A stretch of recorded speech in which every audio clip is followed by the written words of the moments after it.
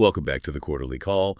All content is for informational purposes and is not investment advice. Please consult with an investment professional. So today we are jumping into Datadog's Q3 2025 results. And, well, this wasn't just another quarter, was it? Looking through the numbers, it really felt like a story of broad-based strength, kind of defied the narrative you sometimes hear about cloud spending maybe slowing down. Yeah, that's a great way to put it. Defied expectations. It really feels like Q3 could be a major inflection point for them. And the market certainly seemed to think so too. Right. What stood out was this unexpected acceleration happening, across the board. You had the traditional enterprise customers picking up steam, and you had this really fast-growing group of AI native companies scaling like crazy. Both at once. Exactly. So our mission today really is to get past the headlines. We want to dig into why this happened. Where are those big investments they've been making in products, in sales, in AI? Where are they really starting to pay off? And how are they solidifying their spot as like the central platform for what's next, especially with AI becoming so critical? Okay, love that framing. It is pretty unusual to see the core established business and the sort of bleeding edge stuff accelerate together like that. Let's maybe start with the traditional customers first, the non-AI base. Yeah, because when I was looking at the Q3 numbers, honestly, the thing that jumped out, maybe even more than the big AI headlines, was how strong that existing traditional non-AI customer base looked. The materials mentioned sequential usage growth for those customers was the highest it's been in 12 quarters. I mean, that's 3 years, right? That feels like a massive signal. Something fundamental shifted there. Why do you think people sort of miss this core business strength? That 12-quarter high, yeah, that's the number that really tells the story outside the AI excitement. It shows the strength is, deep in the foundation, not just propped up by a few big AI players. Right. As for why it was missed, I think a lot of folks just assumed, okay, cloud growth maybe moderated a bit, so all the observability players must be feeling that pressure equally. What they didn't fully factor in, perhaps, was Datadog's own execution and, like you said, the payoff from investments they made a while back. Okay, so what were the drivers then, outside of AI? Well, it seems like a combination of things. First, the overall demand environment seems pretty positive, or at least stable. Those macroeconomic headwinds we saw maybe a year or two ago, they aren't actively stopping cloud projects anymore. So those big underlying trends, companies moving to the cloud, transforming digitally, they can just kind of proceed more steadily now. No sudden brakes being slammed on. Okay, so the environment's stable, but stable doesn't usually mean acceleration. All right. So that suggests something Datadog did must be kicking in. Exactly right. And that's the key point, I think. It's the payoff from those sales capacity investments. You remember maybe 18 months, 2 years ago, they got some criticism for still hiring salespeople pretty aggressively when others were pulling back. I do remember that. The headcount numbers raised some eyebrows back then. Well, now you're seeing why they did it. That big push to grow the sales team and maybe more importantly, to build out specific ways to go after those really large, complex enterprise deals that are harder to win, that's finally hitting its stride. So the investment lag's over, and the results are coming through. That's what it looks like. It's showing up in bookings, and crucially, they talked about a really strong pipeline heading into Q4. It just takes time for those bigger, more strategic enterprise sales efforts to mature and start landing consistently. Classic enterprise sales cycle playing out. And you see that feeding directly into new customers too, right? The contribution from new logos seemed to tick up noticeably. We saw that annualized bookings from new customers actually doubled year over year. Doubled. And set a new record. Is that just more small businesses signing up? No, and that's a really important distinction. It wasn't just about the number of new logos. The record was driven mainly by the size of those initial deals, especially with bigger enterprise companies. Oh, okay. So when they do land a new large customer now, maybe displacing a competitor, that customer is starting off with a much bigger footprint, using more of the platform right away than they might have in the past. Which means they contribute revenue faster. Exactly. Look at the numbers. New customers made up about 25% of the year-over-year revenue growth in Q3. That was up from 20% in Q2.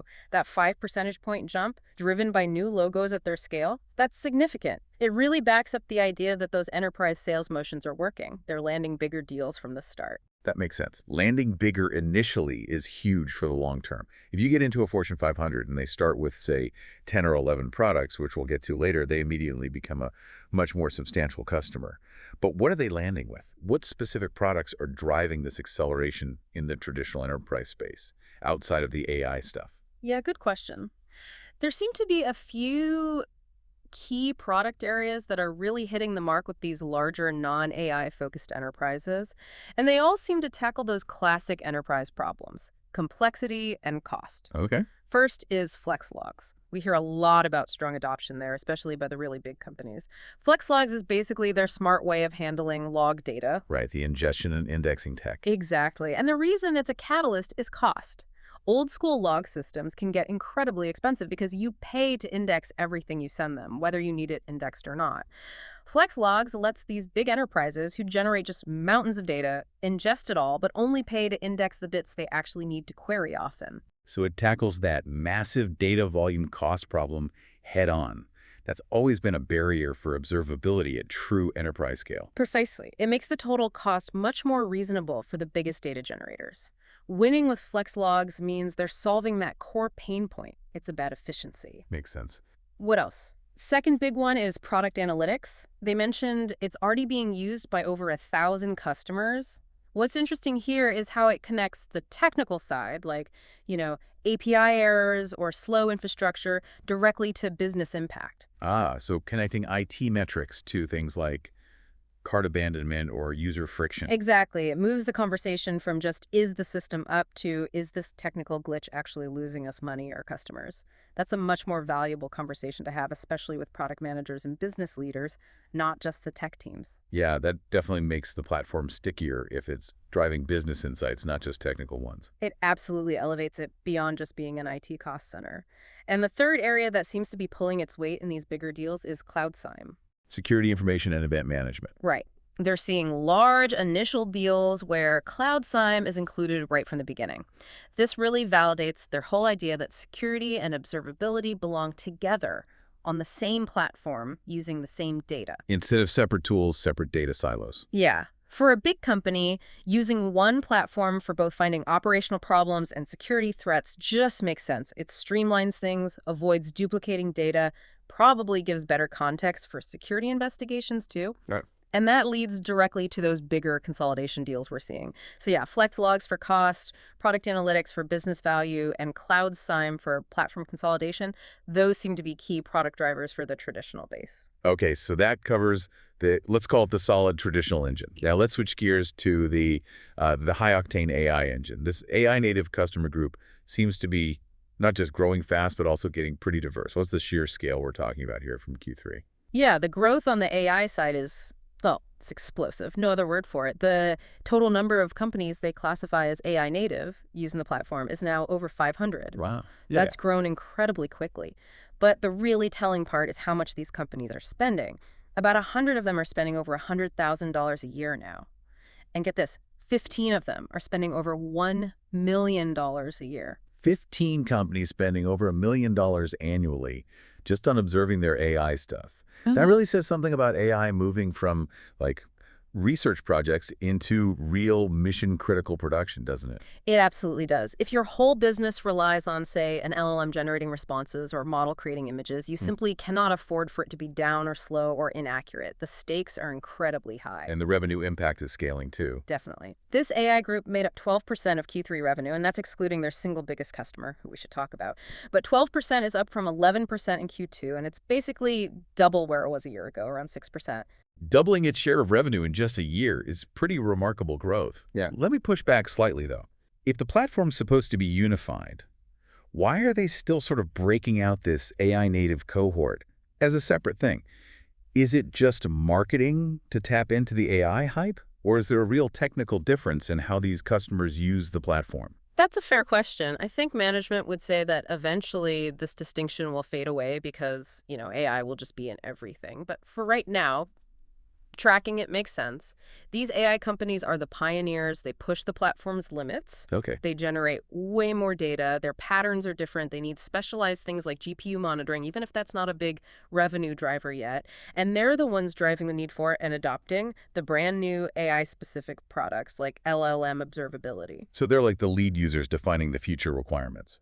Exactly. And it's also worth noting who these AI customers are. It's not just the big names building the foundational LLMs. It's really broad. You've got model vendors, sure, but also companies doing video and sound generation, coding assistant tools, infrastructure providers who serve the models, and then tons of companies just building applications on top of AI. It's the whole ecosystem. That breadth is important. It suggests they're becoming foundational across the AI stack, not just a niche tool for one type of AI company. I think that's the goal, yeah. Okay, speaking of foundational, let's talk about that huge deal. Right. The 9-figure expansion with their leading AI customer.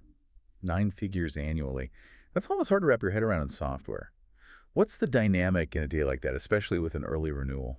Yeah, that was a massive commitment. It involved the customer renewing their contract early, but also significantly increasing their committed spend over the new term. The Yeah. basic idea is pretty straightforward, actually. The customer commits to using a lot more over the contract period. In exchange for that bigger commitment and, locking themselves in for longer, they get better unit economics, basically, a better price per unit of consumption. So it's a volume discount, essentially, but Yeah. a really big one tied to a long-term high-volume commitment. Pretty much. That's the standard motion for their largest customers. As usage ramps up dramatically, they make bigger commitments to get better pricing. But, and this is key, Datadog's actual revenue still depends on how much the customer actually consumes each month. Right, the commitment sets the price, consumption drives the revenue. Exactly. But that 9-figure commitment is a huge vote of confidence. It signals that this AI leader is betting on massive, continued growth in their own operations, and they see Datadog as absolutely essential to support that scale. Makes sense. Okay, let's shift from the customers using AI to the AI within the Datadog platform itself, the Bits AI agents. There seems to be a ton of excitement around these. What's driving that? The enthusiasm is huge, especially for the Bits AI SRE agent. And it's because it hits directly at a massive pain point, the time and people it takes to figure out what went wrong when something breaks. Incident response. The dreaded middle of the night alert. Exactly. They've apparently got thousands of customers already using it in preview, and the feedback is all about radical efficiency gains. The agent basically automates the first steps of investigation. How does it work? So an alert fires maybe high latency, maybe errors. The Bits AI SRE agent immediately starts digging. It checks related logs, looks at traces, sees if there was a recent code deployment, tries to correlate everything to find likely root causes, and it does this in seconds. Okay, and the result for the teams? The anecdotes are pretty stunning. Things like the agent often completing the investigation before the human engineer has even logged in. That drastically cuts down the mean time to resolution, or MTTR. One story they shared was the agent figuring something out in maybe 3 minutes that used to take the human team 2 hours and like 20 people on a conference call. Yeah. Think about the saved engineering hours, the reduced stress. Yeah, the cost savings and just the operational sanity improvements could be enormous. It really changes the game. It lets the humans focus on higher level problems, not the repetitive digging. This sounds like it could fundamentally change the SRE role itself. If the AI handles the initial triage and investigation, what's next for the Bits AI agent? What's the roadmap look like? Well, the big vision is to go beyond just finding the problem. The next major step is enabling it to help fix the problem, suggesting code changes, configuration adjustments, maybe even applying them automatically in some cases, really closing that loop towards automation. True auto-remediation. That's the direction. They're also working on broadening the data it can use, making sure it can work effectively, even with data coming from systems outside of Datadog, making it that central brain for operations regardless of the underlying tools. Okay, so that's the AI in the platform. But they also launched tools for teams building AI, right? This LLM observability suite. What's the focus there? Yeah, this is about helping teams build and deploy AI applications, especially LLM-based ones, faster and more reliably. Because these AI models can be, unpredictable, hard to test thoroughly. Right, the non-deterministic nature of them. Exactly. So they made 2 key things generally available. First is the LLM experiments and playground. It's basically a dedicated space for teams to quickly try out different prompts, compare model versions, test performance before they push things to production, just making that iteration cycle faster and safer. Okay, like a dev environment for AI apps. Sort of, yeah. And the second piece, which is really interesting, is custom LLM as a judge evaluations. This tackles quality and safety. Instead of needing humans to review tons of AI outputs, customers can write their own criteria like, is this output toxic? Or is it relevant to the prompt? Or does it follow our company policy? And then use another LLM to automatically check the application's responses against those rules at scale. Using an LLM to judge another LLM's output for safety and quality. That's clever. Is this stuff actually getting used? Apparently, yes. Massively. The metric they shared was that the number of LLM spans, that like the basic unit of data for tracking LLM operations being sent to the platform, has quadrupled in just the last 3 months. Quadrupled in 3 months. Yeah, that suggests a lot of AI applications are moving into production and getting instrumented really quickly. It's rapid adoption. Okay, one more piece of the AI puzzle, the MCP server strategy. What exactly is a multi-cloud platform server, and why is it important, especially with all these external AI coding tools people are using? Think of the MCP server as a bridge, a really important one. Its job is to connect all the rich, real-time data inside the Datadog platform with those external AI tools that developers are using, things like GitHub Copilot or Claude Code from Anthropic or others. So it feeds live production data into tools like Copilot. Exactly. And that's the key differentiator. Imagine a developer asking Copilot for help debugging a live production issue. Without context, Copilot might give generic advice. But with the MCP server, Copilot instantly gets fed the relevant current production status, the actual error logs, the traces, recent changes, all straight from Datadog. So the external AI's suggestions become much more specific and useful because they have real-time context. Precisely. It turns a general-purpose AI assistant into a context-aware partner for the engineer. They mentioned a customer using it to instantly pull recent errors and trace them back to the root cause, all within their coding environment via the MCP connection. That sounds incredibly powerful for workflow. It embeds Datadog's data right into where the developers are working, makes it sticky. That's the strategic value, yeah. It prevents that constant switching between different tools and keeps Datadog data central to the workflow. Got it. Okay, one last thing on AI before we move on. There was a question specifically about GPU monetization. Given how much AI relies on expensive GPUs, is Datadog making significant money from monitoring those yet? Is that driving the growth? They were very clear on this. No, not yet. They are building and releasing products for GPU monitoring because their AI customers obviously need it, but those specific products aren't generating significant revenue today. Okay. So all that impressive AI revenue growth, we talked about the 12% contribution, the big deals that's coming from monitoring the regular infrastructure around the AI, the massive data volumes, the LLM observability suite, things like that, not from directly monetizing the GPU monitoring itself. So GPU monitoring is still mostly a future opportunity for them. Exactly. The current growth is built on the broader platform value, not just that specialized hardware piece. Okay, so we've got this picture of the traditional business accelerating and the AI business exploding. Both happening at once really underscores their core platform strategy, the idea of putting everything onto one integrated system. Let's look at the numbers that show how sticky that platform is becoming. Yeah, these multi-product adoption stats are always interesting. They really show how well the land and expand model is working and how customers, once they're in, tend to consolidate more and more onto the platform because it's just more efficient. Right. So what did the numbers look like in Q3? They showed continued steady growth across all the tiers. Starting at the bottom, 84% of customers are now using 2 or more products. That's up just slightly from 83% last year, but it's the baseline. Almost everyone uses at least 2 core things, like metrics and logs. That's the land. Where does the expand really start to show? You really see it starting at the 4-product mark. 54% of customers are using 4 or more products. That's a pretty big jump from 49% a year ago. That suggests real consolidation is happening, maybe adding APM traces, maybe network monitoring, maybe a security product on top of the basics. Yeah, 54% using 4 or more. That means over half their customers are significantly bought into the platform idea. Exactly. And it gets even more pronounced as you go higher. 31% are using 6 or more products, up from 26% last year. That's almost a third of the customer base. These folks are likely using it for incident management, maybe serverless, maybe cloud cost stuff too. At this point, you have to think the platform is becoming pretty essential to their operations. Definitely moving towards mission critical. And the top tier. 16% are now using 8 or more products. That's up from 12% a year ago.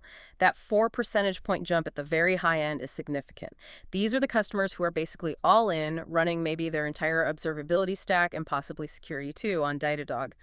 The consistent growth in these higher tiers really shows that centralization trend is accelerating. Makes it very hard to switch out. No kidding. Okay, speaking of broader suites, the digital experience suite seems to have hit some real scale now. Yeah, that was notable. The suite, which includes ORM, real user monitoring, synthetics, and that product analytics piece we mentioned earlier collectively, it's now doing over $300 million in annual recurring revenue. $300 million ARR just from that suite. Wow, that's a serious business unit on its own. It really is. It shows these aren't just little add-ons. They're mature, competitive products driving significant revenue. And they got external validation too, named a leader again in the Gartner Magic Quadrant for digital experience monitoring. That kind of recognition helps solidify their position as offering a complete market-leading solution for understanding the end-user experience, not just the back-end infrastructure. Makes sense. Now, what about the security suite? You mentioned earlier that Cloud SIEM was helping land deals, and the overall security growth seemed to accelerate quite a bit in Q3. Yeah, the security acceleration was definitely one of the standout positive surprises. The ARR growth for their security products jumped up into the mid-50s% year over year. That's a really strong acceleration from the mid-40s they reported just the quarter before. Mid-50s growth for security. Yeah. That's fast. What's driving that acceleration? Is it just Cloud SIEM or other parts too? They actually said every single one of their security products saw year-over-year growth accelerate, so it's broad-based. But yeah, specific successes they called out were definitely Cloud SIEM winning those bigger deals and displacing older SOAMs. Also, really fast uptake of code security that fits the whole shift-left trend of finding security issues earlier in the development process, and just continued wins in basic cloud security posture management. So why the acceleration now? Is it just the products getting better or something else? It feels like a combination. The products are certainly more mature now, but crucially, having security run on the same underlying platform and data as observability using things like flex logs for efficiency is a big advantage. Customers avoid sending data twice and the context is better. And then you overlay the improved go-to-market they've invested in specialized security sellers, and that combination seems to be really clicking now. Right, the platform efficiency plus the focused sales effort. Makes sense. One last piece on platform strength, integrations. They seem to talk about this a lot. Integrations are absolutely fundamental to a platform play like this. You have to connect to everything else in the customer's environment. They hit over 1,000 integrations supported now, which they say is, market leading. Okay, 1,000 is a big number, but does it matter? Well, the usage data suggests it really does. The average customer uses over 50 integrations. But here's the interesting part. Customers spending over $1 million a year use, on average, more than 150 integrations. Wow, okay, so the biggest customers are using 3 times as many integrations as the average customer. Exactly. It shows a direct correlation between how deeply a customer integrates the platform across their diverse tools and technologies and how much value they get from it, or at least how much they spend. As companies adopt new tech all the time, knowing Datadog can likely observe it out of the box with an integration is probably a key reason they stick with the platform. Okay, we've talked about the trends, the products, the platform stats. Let's make this more concrete with some of those customer win stories they shared. These really paint a picture of why companies are consolidating onto the platform. Yeah. Let's start with that big European telco deal. Yeah, there was a huge one, a 7-figure annualized land deal, and they specifically called it out as their biggest initial land deal ever in Europe. You don't sign a deal that big right out of the gate unless you're solving some major pain. So what was the pain, and what's the impact? The main drivers were tool sprawl and cost. This telco expects to save over $1 million a year just by cutting out redundant tool licenses. But the real savings are likely much bigger when you factor in reduced operational overhead, less engineering time wasted on troubleshooting, maybe fewer revenue-losing outages because they can fix things faster. Right. They're starting with 11 Datadog products right away, and the plan is to consolidate something like 10 different commercial and open source tools they were using before. It just shows the crazy complexity they were living with. 10 tools down to one platform, starting with 11 products. That's a massive shift. Okay, what about the financial risk and analytics company? That story sounded pretty dramatic. Yeah, this one really highlights the danger of fragmented tools, especially in a high-stakes industry like finance. Their old setup with tools all over the place apparently led to major incidents that could take multiple days to resolve, sometimes with hundreds of engineers pulled onto calls trying to figure it out. Days. With hundreds Yeah. of engineers. That's catastrophic in finance. Absolutely. Think about the cost, the risk, the customer impact. So they came in, also a 7-figure deal, starting with 11 products. And significantly, they included on-call management and the Bits AI agent right from the start. They're clearly trying to short-circuit that long, painful incident response process. They display something like 14 different tools they were using before. It's all about getting faster, more automated resolution. Makes total sense. Okay, there was also a big win with a Fortune 500 tech hardware company. Right, another seven-figure land. This one felt like validation for those specialized enterprise sales efforts we talked about earlier. Landing a big, complex, global hardware company like this shows they can win against incumbents in the toughest markets. They're displacing other commercial tools covering observability, SIM, and incident response, and starting with 14 products. It signals a strategic decision by that company that they need a unified, AI-ready platform for the future. 14 products on day one. Okay, let's switch to expansions. The Fortune 500 financial services expansion story was wild, the one with all the open source instances. Oh yeah, that anecdote was crazy. So this was a seven-figure expansion showing deeper commitment. But the backstory was that as part of their internal review, they found one single business unit that was manually running and maintaining 93 separate instances of various open source monitoring tools. 93. Just imagine the overhead, the patching, the security inconsistencies, the people needed just to keep those things running, let alone integrated. That sounds like chaos. It's complete operational chaos and probably a huge security risk, too. Think about trying to have consistent standards or quick incident response across 93 different silos. So with this expansion, they're moving to consolidate all that. They're adopting 15 products across their business units. Getting rid of the chaos. Exactly. And interestingly, a big part of this deal was replacing their old SIEM with Datadog's Cloud SIEM, another seven-figure commitment just for that piece. It really reinforces that trend of bringing security and ops together. They explicitly mention wanting to leverage that unified data for the Bits AI agents, both the SRE one now and presumably a security one down the line. Makes sense. There's also a major American car maker expansion. Yep, another seven-figure expansion. This one seemed driven simply by higher usage than they expected. They were adopting the platform faster and broader. They decided to roll out incident management and on-call company-wide to 5,000 users. That's a big strategic move to standardize how they handle operational issues across the whole company using Datadog for that core workflow. Shows how quickly adoption can ramp once they see the value. And lastly, there was that vertical SaaS company that came back. Yeah, that's always a strong signal when a customer leaves and then comes back. Another seven-figure deal. Apparently, they had tried to build or manage their own observability solutions in-house and just couldn't get the reliability and standardization they needed. Coming back to Datadog, especially mentioning alignment with open telemetry standards, suggests the platform now gives them the structure they need to implement proper SRE practices that they couldn't achieve on their own. Okay, so the customer stories really back up the platform strategy. Let's wrap up by looking at the core financial metrics. How did things like retention and customer growth look? These are always key for platform stickiness. Yeah, the retention numbers held up really well, which you'd expect given everything else we've discussed. The trailing 12-month net revenue retention, NRR, came in at 120%.